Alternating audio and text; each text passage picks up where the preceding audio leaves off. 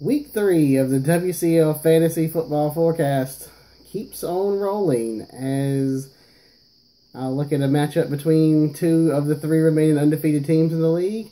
AA, owned by Adam Short and Andrew Watkins, and Feelin Lucky, owned by Micah Hendricks. Coming into the game, AA is favored by 2. However, I will be picking Feelin Lucky. And let's get into why. On the AA side, Matt Ryan has a fair matchup against the Cowboys. They've looked pretty good so far in defense. But the Falcons have looked really good throwing the ball, and their number one running back's out, and he has Julio. And that's enough for me to at least like him in this matchup. And plus, Kyle Shanahan knows the Cowboys. He's done well against them in the past, and now he's got actual weapons to throw at him. So we could see something out of Matt Ryan on Sunday. Eddie Lacy did not practice Thursday, from what I've read, and he may fall into that game time decision on Monday against the Chiefs. So, not really sure about that, but if he plays, it's a decent matchup. Not great, not bad. Latavius Murray is in his best matchup of the year so far against Cleveland. They are they're allowing 4.8 yards a carry this year. And yeah, they've also allowed 3 rushing touchdowns, which is tied for, I believe, 28th in the league. So, and the Raiders are starting to look like a professional football team, so that should be a pretty good matchup this week for them. They're also starting Brandon Cooks. Do not like the Saints this week. Drew Brees may or may not be healthy. So they don't typically do well in Charlotte either. So I'm off Cooks this week. Keenan Allen kind of disappeared last week after having a gigantic opening week. Minnesota allows 5.7 yards per attempt. The Chargers average 9.35 per attempt throwing it. It seems like a strength versus strength matchup, but I like the Chargers I like the Chargers to throw the ball to Keenan Allen in this matchup to get him more involved as opposed to last week. So expect a bigger day from him than he had in week 2. Travis Kelce against Green Bay. The Green Bay shut down Jimmy Graham last week, but I don't know if that's just they didn't even target him really. And the Chiefs like to target Kelce because they don't really have anyone to target other than him and Macklin and Jamal Charles. So I see him having a pretty decent day as the Chiefs try to keep up with the Packers at home. Torrey Smith. Last week I threw as much salt as I could at Torrey Smith, and he was horrible up until they got down by 30-some points and he got a 75-yard bomb. I don't see that happening against Arizona. I mean, I expect them to lose and lose handily, but I don't think the garbage time hero will reemerge this week for AA. The Packers defense has looked horrible against the run this year, but that's not really where the value lies in fantasy.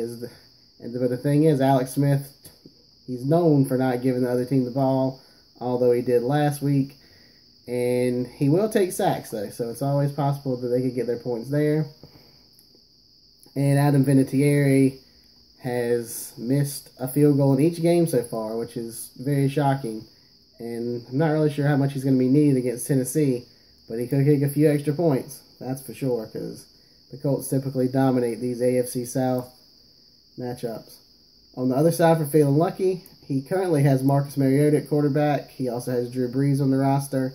Not really sure what he's going to do if Drew Brees is cleared to play, and all signs are pointing to that he's going to at least try to play. But if he doesn't, Mariota's in a pretty good matchup against the Colts. The Colts let Ryan Fitzpatrick throw it all over the line on Monday night. And not saying that the Titans have anybody that they can throw to, but Mariota hasn't looked bad in the 2 previous games. The Colts defense isn't all that good. They'll probably be behind. He'll probably be throwing.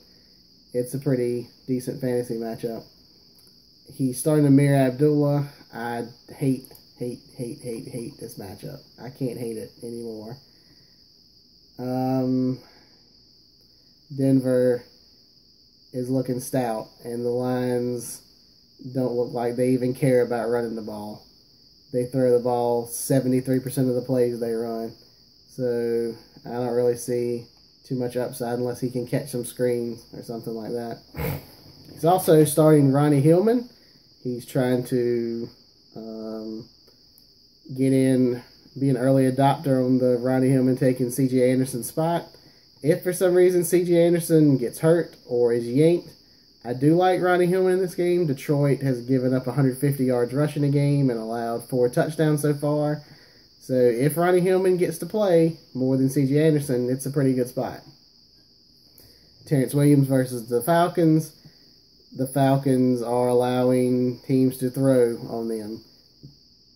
The Eagles threw for 355. Eli threw for almost 300. Odell Beckham had a huge game. The Eagles' number one wide receiver Jordan Matthews had a huge game. Terrence Williams is the de facto number 1 now. And even with Brandon Weeden back there throwing, he's going to get some targets at least. So there's value there. Mike Wallace, it's always... If Mike Wallace can get deep and score, it's a great thing. But that's really where all his value is, on big plays. Here's where the meat of his lineup is, though. Gronk and Jimmy Graham. Jimmy Graham is in a premium matchup against the Bears. He's complaining about his target distribution. They're playing against a weak team at home. He's probably going to get targeted a lot and probably get some red zone looks. And actually, Micah had him as his number 1 tight end scorer this week when he sent his picks in to me that I did on an earlier show. So that looks good for him. And, of course, Gronk is Gronk. He's going to do Gronk stuff. And he's going to get all the red zone targets. And he's going to bully whoever Jacksonville decides to throw at him around. And he's probably going to catch.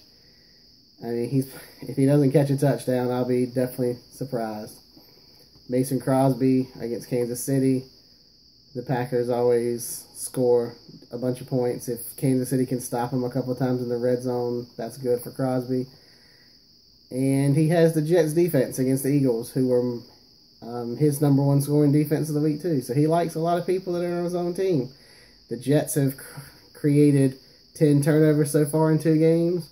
And Sam Bradford has given the other team the ball 5 times in 2 games. It does not appear to be a very good situation for the Eagles on Sunday, but we will see. And once again, I have Feelin lucky to win this game. And the final game of the week will be the Drew Crew and the Super Crew.